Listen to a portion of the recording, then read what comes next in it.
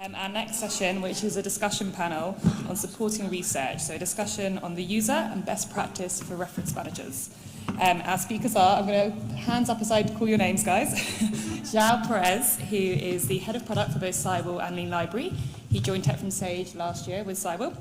Andrew Dunn, who's the academic librarian at the University of Leicester, and Michael Stevenson, the teaching and learning librarian at University of Manchester. Take it away. Cool. Can show his microphone. Thank you for coming. So this session came because, as you heard before, Cywil came to the company just in July. I came with Cywil, and now I'm head of product for Lean Library and Cywil.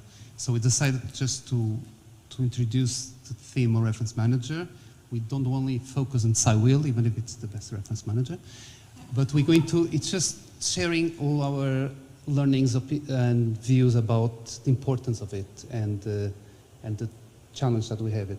And I really enjoyed the first session. I think it was a beautiful start, and it comes the idea that yes, we want to go to the Newfoundland.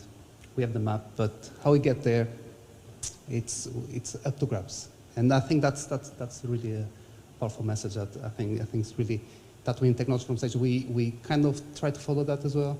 So I think that's really interesting. So let's keep this informal. If you don't have any questions, you can interrupt us even and shout from there, or Sophie will throw the microphone at you. Yeah, and let's try to learn together. So just to start this, I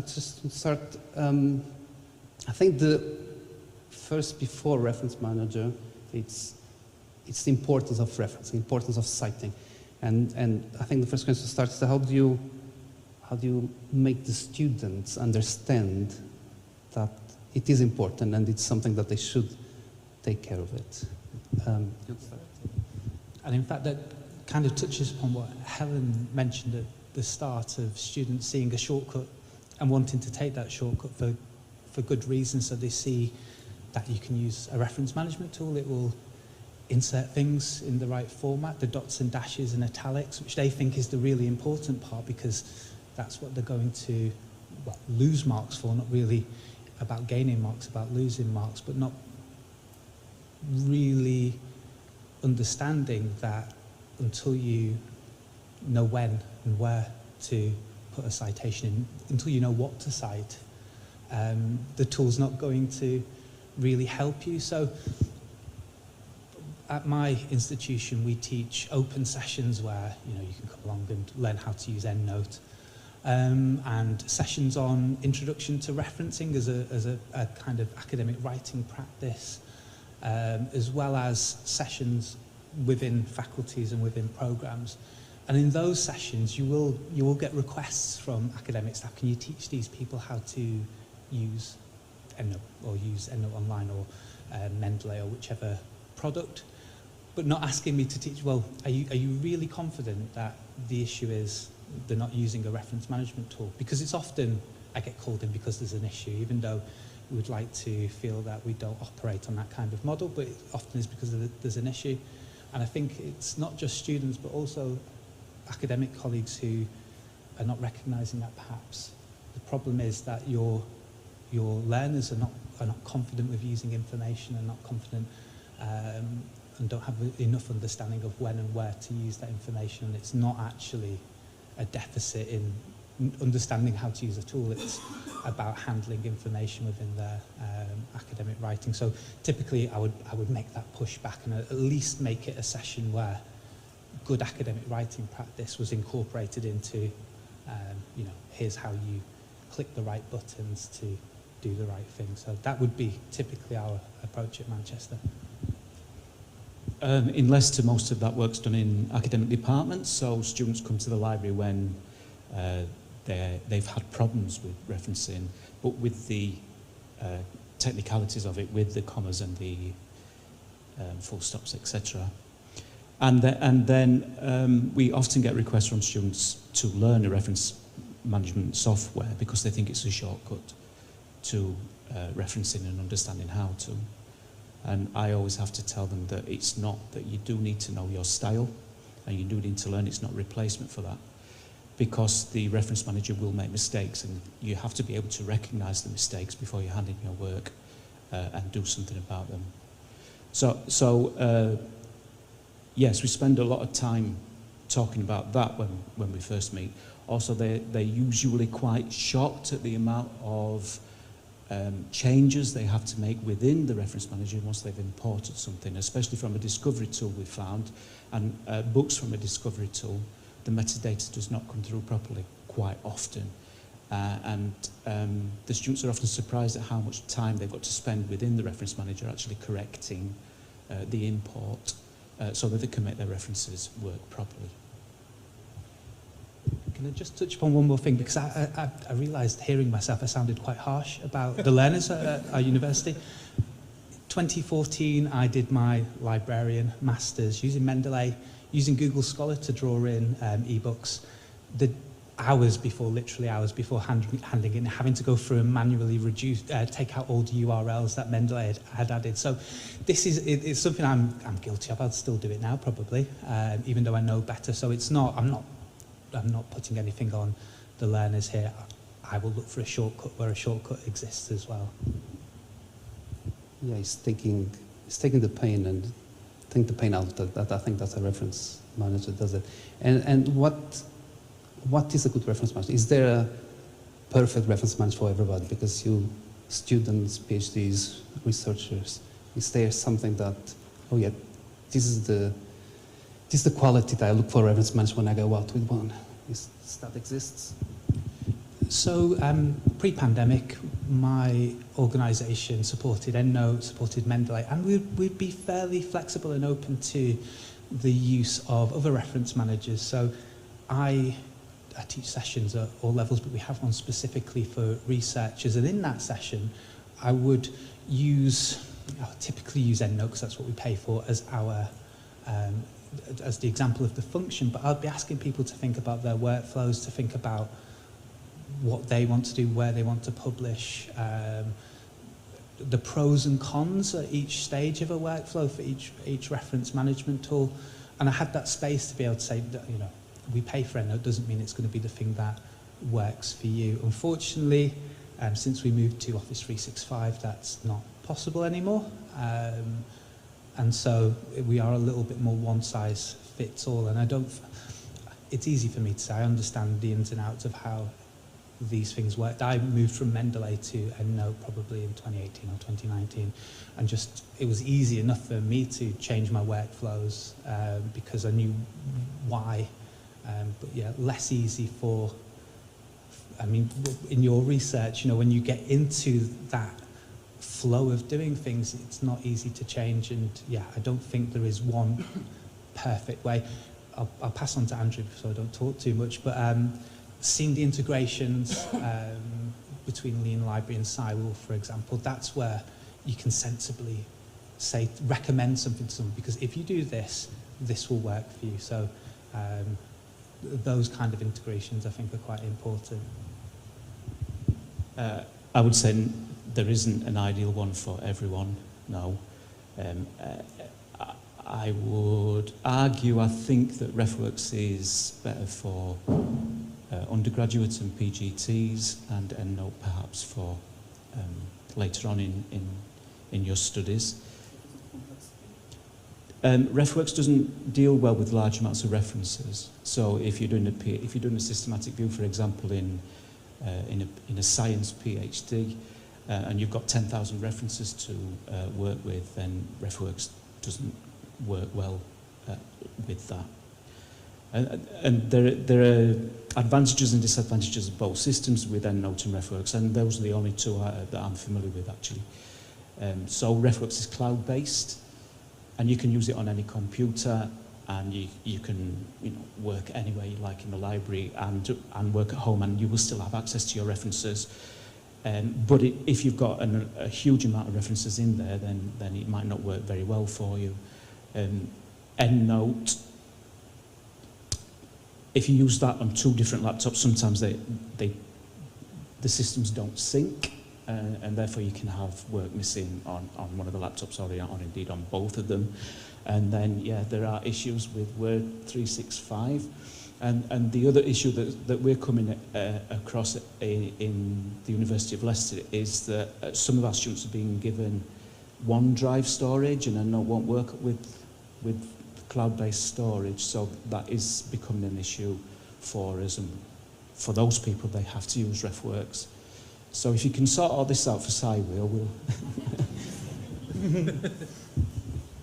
It's sorted already. and so you're talking about reaching out to the students, or sometimes it's the opposite. When they really need, they come to you. Do they understand when they start university? Do they understand? Oh yeah, maybe a reference manager would be something good to me to start from the beginning to collect from my reading list to add for later reading, or I might need this to cite when I'm starting to write my assignments. Do they understand that, or it's just, I want to party now because it's my first week, and when I need it, someone will tell me? I think, well, I come from the University of Manchester, so there is certainly a bit of that. But I don't. Would I want all learners to be thinking about using a reference management tool again before they'd thought about, well, what's a reference and why am I using information? So we're really spotty in terms of how that message gets across, and that's at our door. What I would like to be better at, we spoke about this in the break, is ensuring that our postgraduate researchers and our early career researchers have an understanding of this before they set out, have an understanding of our support before they set out.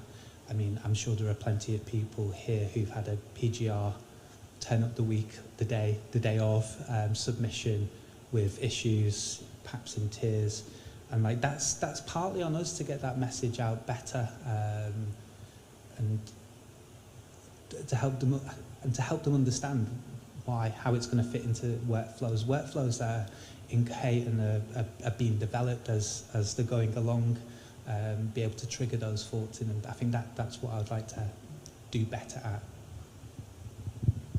Yeah, I don't think students come to university, whether the traditional or non-traditional students, they don't come to university knowing about bibliographic software at all. They're recommended it usually by their lecturers. Sometimes departments ask us to teach RefWorks or EndNote the week after induction, and we deliver training at that time for them, so that at least they're aware of it and they can start using it if they want to. Sometimes the academics recommend it to students when they've struggled with referencing. And sometimes if we've got time in our inductions, we will mention that the fact that there is bibliographic software and it can be used, although some of our inductions are very short and we don't have time to do that. What we've got to do is be open to people's needs, so that they can come to us either as a group or on an individual basis and say, I need to know how to use this software, can you teach me how to use it? And that's the sort of service that we would provide. We would teach the software at the point of need. At the point where the student, it's best if you teach it at the point where the student decides that they want to know about it, because that's when they'll take more notice of it and learn how to use it properly. And do you know if you're reaching them? Do you know how many students do you reach them? How many you're not? I was just asking this because we had like a month or 2 months ago, we had a really interesting conversation with a librarian. She was saying, "Oh, my son did almost all his university without using a reference manager until the day I show him, oh, this is a reference manager." He said, "Wow, it's amazing! Why you didn't tell me this before?" And it's this, there are some students who do not realize that, and they just left behind in a way. Do you know that? I think Andrew's example of being asked to talk about reference management in induction week, though, shows you the problem. I wouldn't have been listening. No. I think you could get a picture that I wasn't the best student in the world. I wouldn't have been listening, and I would feel not embarrassed as a librarian standing in front of people, but I would know that this is not what you need to know right now. And there isn't a perfect point. What I really like is when occasions, as Andrew mentioned, where you get a group of people who you've spoken to, it's been mentioned perhaps, or they've received some support, and they come to you as a group who all recognise, actually, for this would be good, and we can support each other with it. When we put out to questions, it would be great if somebody had some, not the perfect point, there's no one perfect point, but when is a good time for an undergraduate, for a taught postgraduate. We're even looking at our support for short course and exec ed, so we're here for, from 2 weeks to a few months. When's a good time, if ever, to tell them about it? So if anybody has any solutions, that would be great. This is my personal opinion. I think the best time is January. For September starters, obviously. Once they've got a couple of assignments through and they've started referencing and they seem to know what their style is, I would then mention that this can be automated and it can be done with software. That is a personal opinion. It's not an official view of the University of Leicester, and certainly not what we do in every circumstance. Sorry, what was the question? I forgot the question. How do you know that you're reaching people that needs more, and no one is left? If you'd have asked me this question in 2019, I would have said over 50% of our students were using bibliographic software. And the pandemic somehow stopped us from delivering the courses, and it stopped us from being asked to deliver the courses on bibliographic software. We used to systematically teach it to almost anyone on any course, and now we hardly teach it at all. We do it on an individual basis. So I would say a very small proportion of people at the university now use it in undergraduate courses, perhaps a few more in PGTs because they've had UG experience, and then PhDs would tend to use it more often. But for the younger students, or the students at the beginning of their academic career, I'd say quite a low number now. Do you know why? Well, the pandemic, the lockdown, we were not asked to teach it, and then it became the norm not to. Yeah. And also the pandemic, because you mentioned EndNote and online in your computer, did the pandemic also change the needs for a reference manager? Do you feel a shift in the last, I suppose, 3 years? I don't know how many since the pandemic. I would say there's certainly something around those skills and knowledge that you pick up just by being around a space. So one of the things I support is systematic reviewing, and I saw a huge shift during the pandemic of a lack of understanding of some of the basics, of some of the why. And I think there's been a similar thing with referencing. If you're sat next to somebody and you can see that they're using a tool and, it does, it's put that in the right format for you.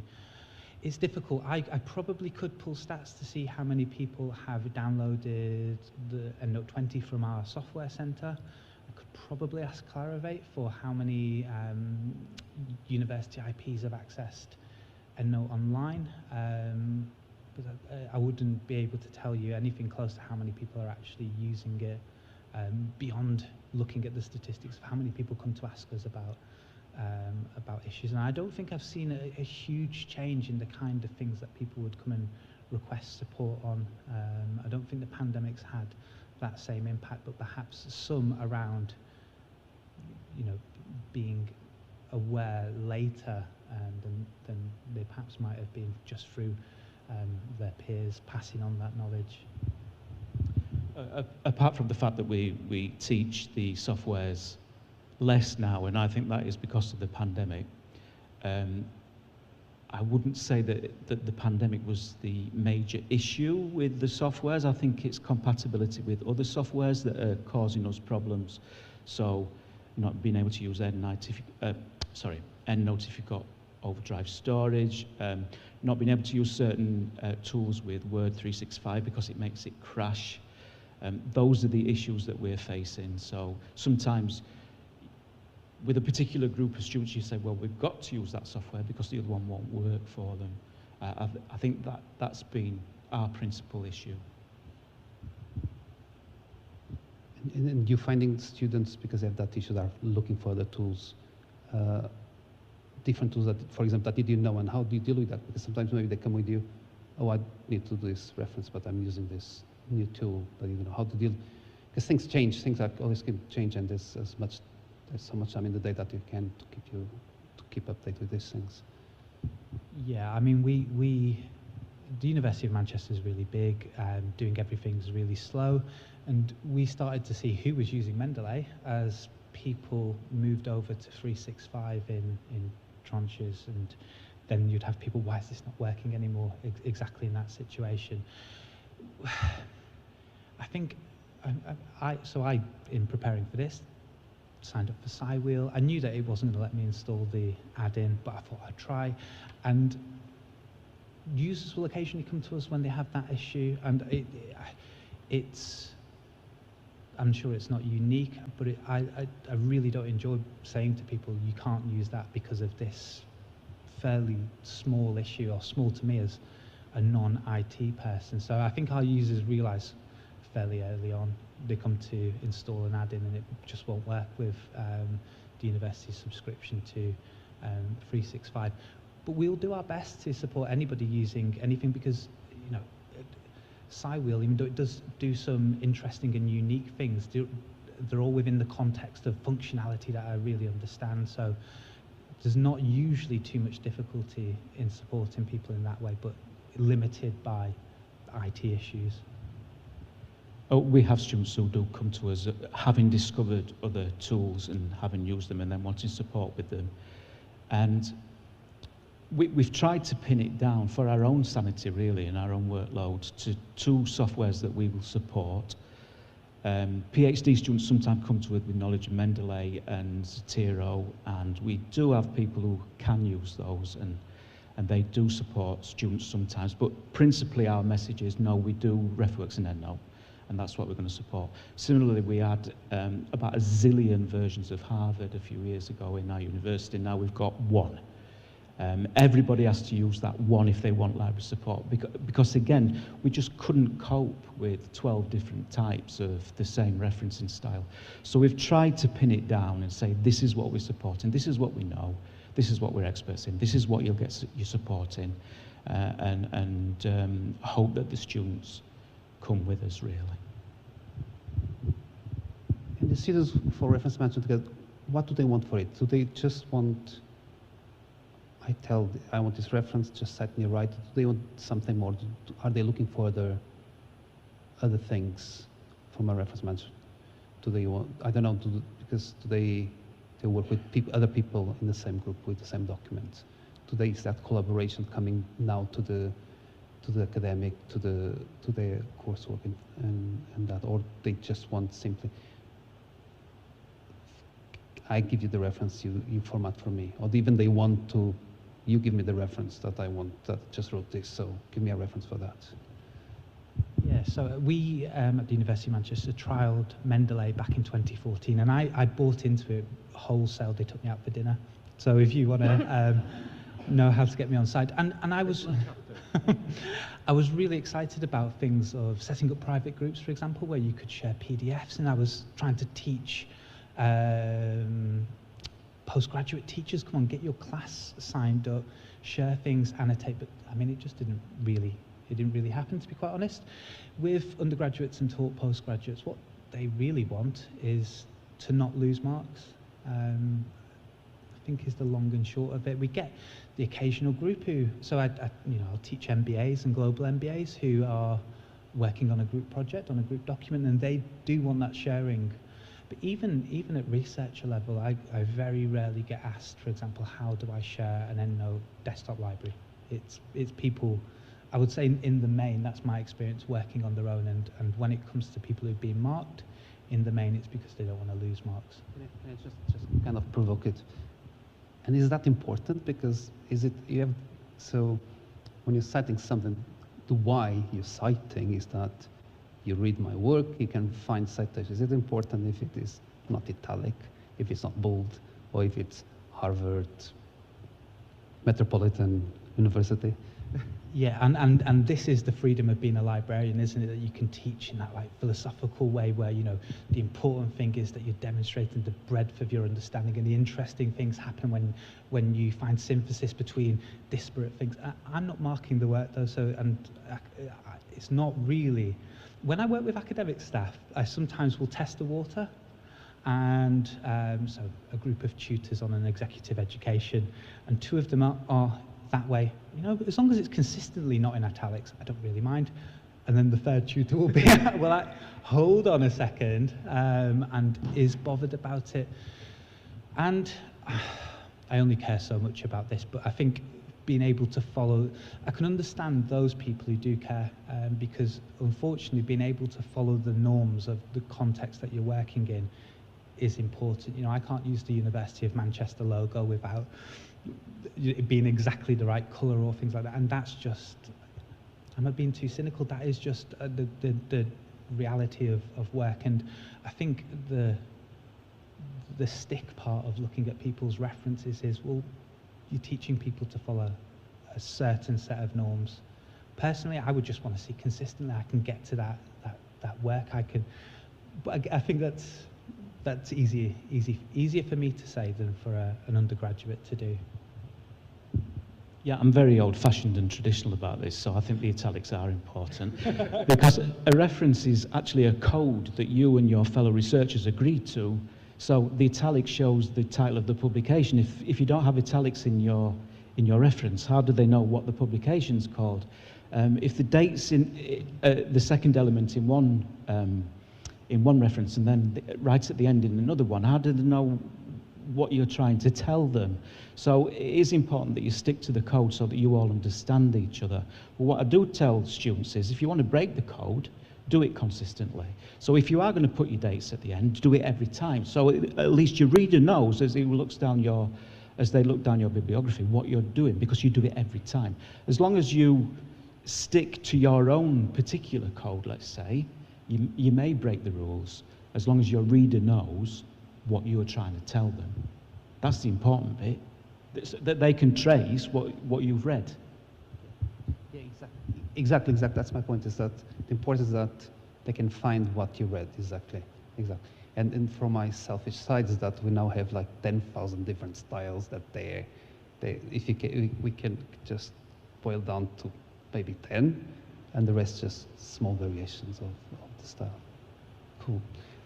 I think I'm opening the mic to the audience. Is there any questions?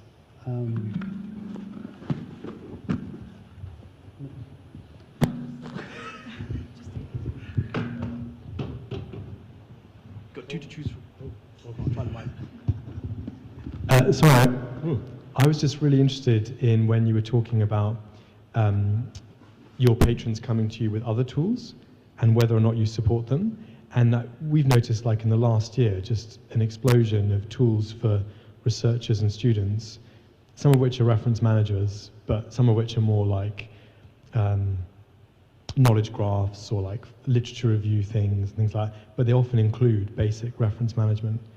I mean, do you support all of those? What do you do about that huge number of tools out there? And what's your policy? Do you try to like keep your knowledge of them? Do you just say, it's kind of over to you? I'm just really curious.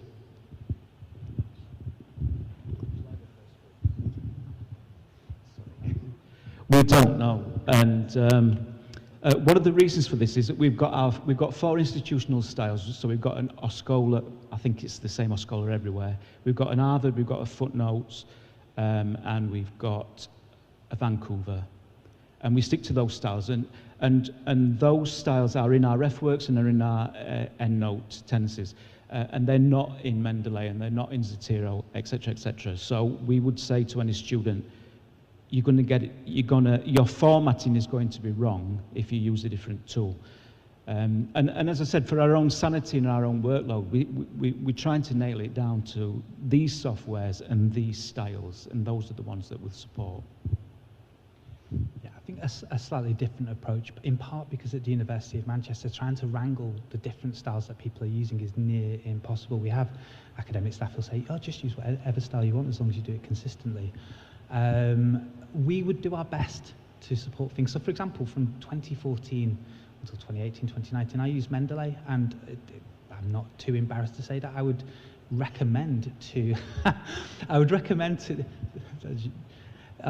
to those users to do the same thing that I did, which is use the Manchester Metropolitan University style, which is very, very similar to the University of Manchester style, but with a difference how you display page numbers, for example. So for some things we'd have workarounds. For some things we'll just do the best that we can. And a limit working at a university like Manchester is that I very rarely can get the software or get the tool to be able to replicate your issue. So that would be my caveat. I'll do my best to support you.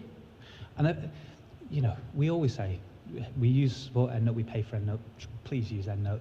But beyond that, we'll just do our best. We don't get as many inquiries about that as you may think, and it may be because they come up against that barrier as soon as they try to use Word 365.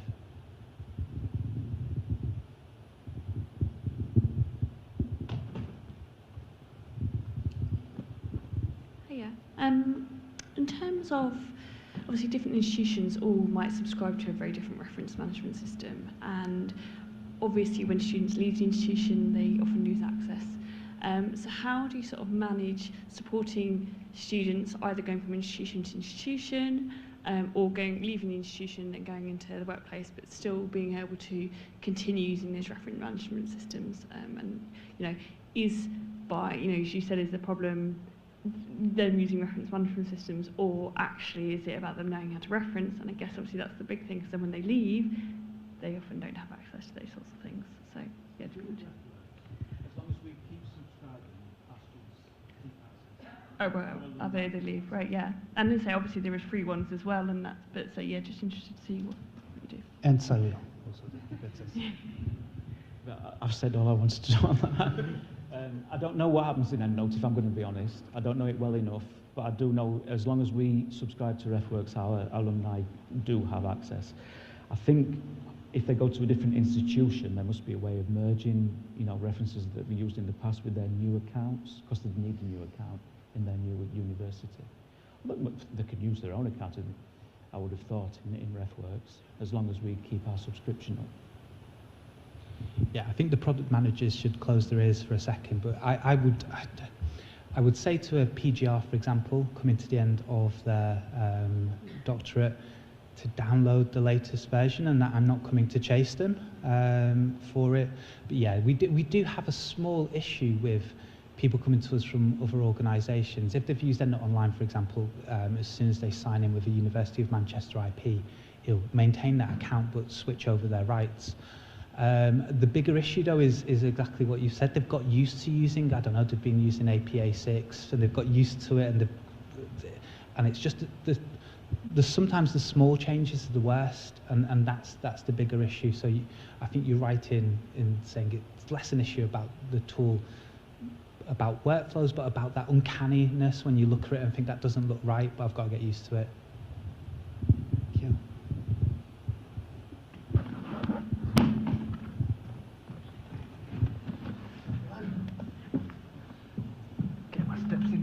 Thank you. I'm glad you didn't throw that.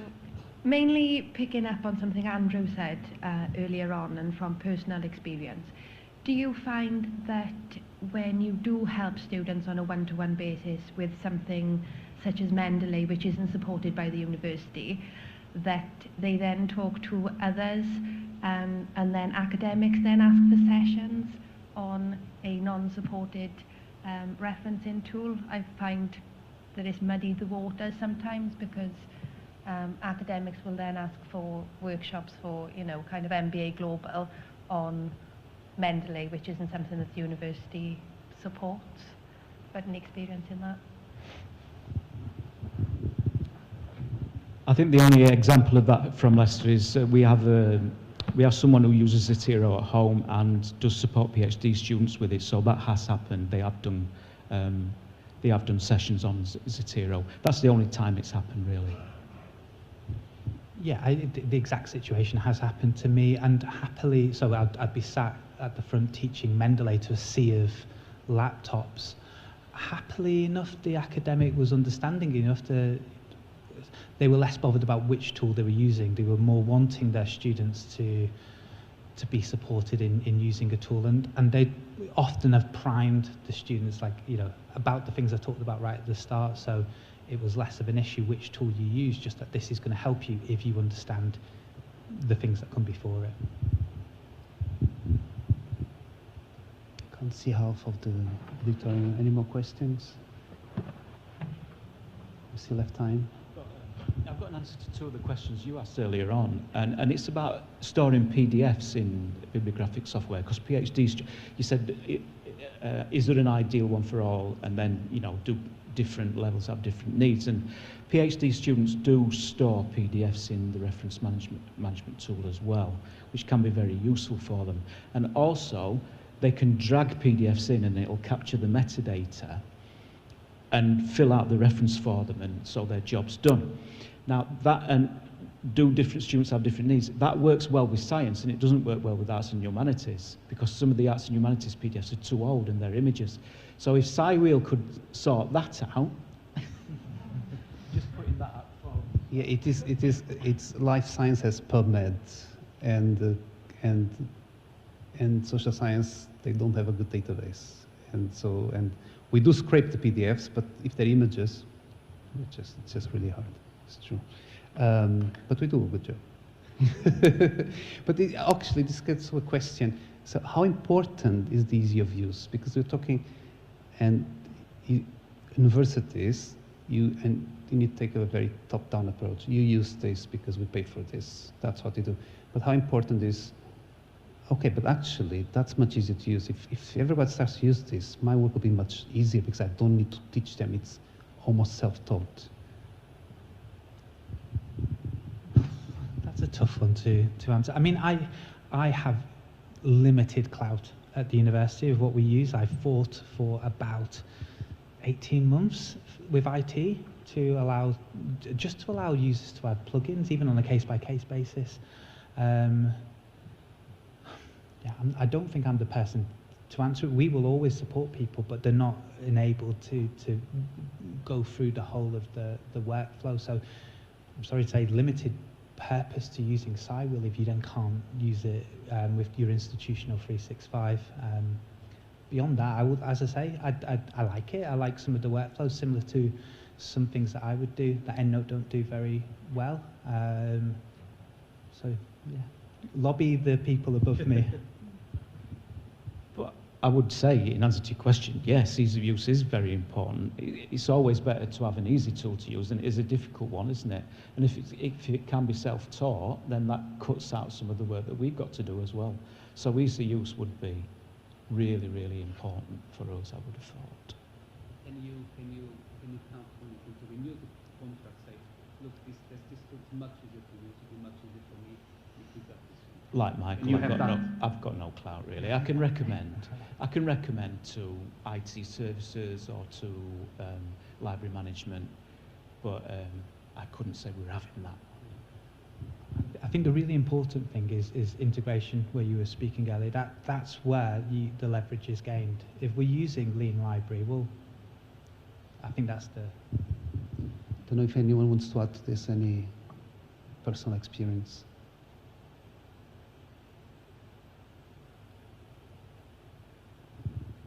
No? So I think last question, if I have time? Last question is, so, and if you see we're all talking about AI, ChatGPT, all these things, do you start to feel that, start to perceive that students are coming with these new tools, or asking about, or you start to notice that they start to use these new technologies, and they will challenge the system, how the evaluation is done, how maybe even how the librarian will work? Do you start to feel that? I've not been approached by a student about ChatGPT at all yet, or OpenAI, but what I have noticed on the email list that I'm on, which is very interesting, is people are starting to discuss how you would reference ChatGPT and the works that it produces. So that's been a discussion that's been going on for the last couple of months now. and some of the answers are very interesting as well. So yeah, it is looking like people in academia are thinking this is here to stay and it will be used. We've got to start changing our assessments, and we've got to start allowing students to use it. So then how do they reference it? Not so much. I think we had a panicked conversation with an academic interested in teaching and learning, and he put it at our door, said, you know, how are you going to reference it exactly that? So we do have an FAQ on how to talk about using AI tools in your work and how to reference the fact that you've spoken about AI tools. And we're looking at other search tools that will bring that element into it, and how that will impact upon teaching and learning. And, you know, do we stop seeing the first free results from Google Scholar and start seeing the first free results from this other way of looking at things? But not so much with students coming to us and to talk about that.